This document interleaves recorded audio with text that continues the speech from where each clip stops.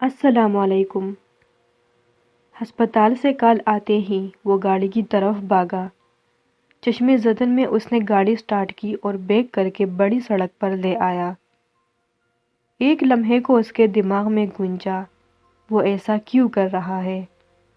اس خیال کو جھٹک کر اس نے گاڑی کو ٹریفک ہونے کے باوجود شتر بے مہار کی طرح سڑک پر چھوڑ دیا۔ اس جگہ سے ہسپتال تک کا فاصلہ کل 15 منٹ کا ہی تھا، لیکن یہ 15 منٹ اس کے لیے قیامت کے دن کے برابر تھے۔ گاڑی پوری رفتار سے دوڑ رہی تھی اور اس کی ذہنی روح بار بار بھٹک رہی تھی۔ ذہن میں بار بار یہ سوال گونج رہا تھا، جب اس سے سارے تعلقات توڑ کر آ ہی گئے تھے تو آپ کس منہ سے ادھر جا رہے ہو؟ وہ بار بار اس سوال کو جھٹک دیتا۔ میں انسانیت کے ناطے ادھر جا رہا ہوں، میرا اور کوئی تعلق نہیں اس سے۔ وہ بہت زور سے چیخا تھا، شاید اپنے دماغ کو ڈانٹ رہا تھا۔ تم مانو یا نہ مانو، اس کی اس حالت کے ذمہ دار تم ہو۔ اندر سے کوئی چیخا تھا۔ اس نے زور سے اسٹیئرنگ پر ہاتھ مارا، ہارن بلبلا اٹھا اور اس نے گلا پھاڑ کر چنگاڑ ماری۔ نہیں، نہیں، میرا کیا قصور ہے؟ میں نے کیا کیا ہے؟ اس نے اندر سے ابھرتی آواز کو جواب دیا۔ تم جانتے تھے کہ وہ بے قصور ہے، لیکن تم نے لوگوں کی باتوں میں آ کر اس کے کردار پر انگلی اٹھا دی۔ اندر سے ایک زناٹے دار آواز گونجی۔ تو اگر وہ بے قصور تھی تو اپنی صفائی اس نے کیوں پیش نہیں کی؟ اس نے ایک بڑی سی دلیل دی۔ اگر وہ صفائی دیتی بھی تو تم مان جاتے؟ تمہارے دماغ پر تو وہی باتیں سوار تھی۔ اس نے زوردار انداز میں اپنے سر پر ہاتھ مارا، اپنے سر کو جھٹکا، پھر سڑک پر توجہ مرکوز کرنے کی کوشش کرنے لگا۔ گاڑی چلی جا رہی تھی اور گاڑی کے اندر اس کے اور اندر سے ابھرنے والی آوازوں کے بیچ جنگ چل رہی تھی۔ تم مجرم ہو، یہ سب کچھ تمہاری وجہ سے ہو رہا ہے۔ اندر سے اسے کسی نے جھنجھوڑا۔ اس نے زور سے چیخ ماری اور دونوں ہاتھ اسٹیئرنگ پر مارے۔ تیز چلتی گاڑی کا اسٹیئرنگ بے قابو ہونے لگا۔ وہ اندر کی جنگ سے نکل کر بے قابو ہوتی گاڑی کو سنبھالنے لگا۔ چند ثانیے کے بعد وہ گاڑی کو پھر سے اپنی حالت پر لے آیا اور گاڑی سنبھال کر 2-3 گہرے سانس لیے۔ ابھی وہ اپنی حالت کو سنبھال ہی رہا تھا کہ اندر سے پھر کوئی بولنے کے لیے پر تولنے لگا۔ شٹ اپ، شٹ اپ، چپ رہو، وہ زور سے چیخا۔ اس نے سگنل بند ہونے کے باوجود گاڑی کو دائیں طرف گھما دیا۔ ٹریفک وارڈن کی سیٹی کی آواز اس کی گاڑی کے شور کے نیچے دب گئی تھی۔ ابھی کل کی ہی بات تھی کہ دنیا فہد اور ہانیہ کو لیلا مجنون سے تعبیر کرتے تھے۔ 2 ہفتے بعد جن کی رخصتی تھی، ایسے میں ایک انجان فون کال آتے ہی جس پر فہد کو ہانیہ کے کردار کے بارے میں مشکوک کر دیا جاتا ہے، فہد غصے میں سیدھا ہانیہ کے پاس جا کر استفسار کرتا ہے،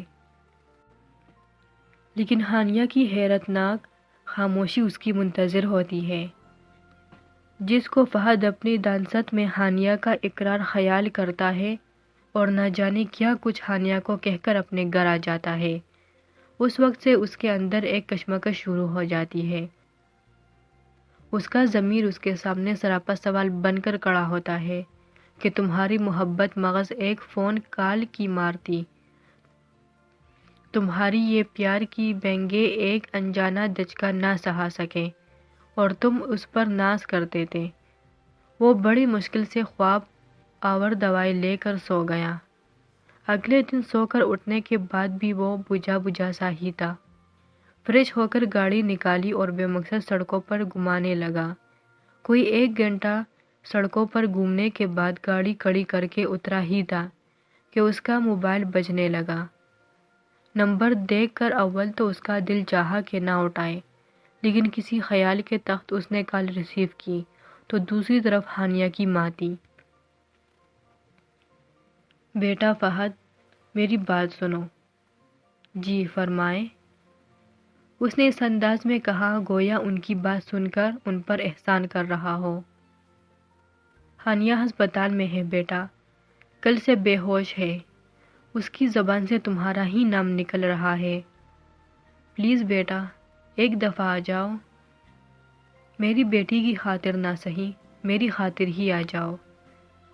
اور اس نے پھر سے گاڑی کی طرف چھلانگ لگا دی۔ اس نے گاڑی ہسپتال کے نزدیک پارک کی اور دوڑتا ہوا اندر گیا۔ ہانیہ کا بھائی اسے باہر ہی مل گیا۔ اس نے فہد پر زہر خند نگاہ ڈالتے ہوئے ہانیہ کی طرف رہنمائی کر دی۔ وہ بھاگتا ہوا وہاں پہنچا تو ادھر کہرام مچا تھا۔ ہانیہ کی ماں جوان بیٹی کی موت پر نوحہ کناہ تھی تو اس کی بہن اپنی ہمراز کی جدائی پر آنسو بہا رہی تھی۔ اس نے آگے بڑھنے کی کوشش کی لیکن ہانیہ کے باپ نے اس کو ادھر ہی رکنے کا اشارہ کیا اور اس کے پاس آ کر ایک بند لفافہ اس کے حوالے کیا اور اس کو واپس جانے کا کہہ دیا۔ مگر انکل، جو کہا ہے وہ کرو، واپس چلے جاؤ میری بیٹی کے پاس سے۔ وہ شکستہ قدموں سے گاڑی میں آ بیٹھا۔ لفافہ اس نے برابر سیٹ پر پھینکا اور اسٹیئرنگ پر سر ٹکا لیا۔ تمہیں کس چیز کا افسوس ہو رہا ہے اب؟ اندر سے کسی نے سوال کیا۔ اس نے زوردار چیخ کے ساتھ اسٹیئرنگ پر ہاتھ مارا۔ اتنے میں اس کی نظر برابر نشست پر پڑے لفافے پر پڑی۔ اس نے اسے اٹھایا اور ایک جھٹکے دے کھول دیا۔ اس میں ایک تہا شدہ کاغذ تھا۔ اس نے اسے کھولا تو لکھا تھا، لوگ کہتے ہیں کردار پر بات آ جائے تو صفائی دینی چاہیے، جبکہ میں کہتی ہوں کردار تک بات اگر آپ کے محبوب کی زبانی آ جائے تو صفائی دینے سے بہتر ہے جان دے دی جائے۔ آپ کی پاک دامن ہانیہ۔ مزید ویڈیوز دیکھنے کے لیے ہمارا چینل سبسکرائب کریں۔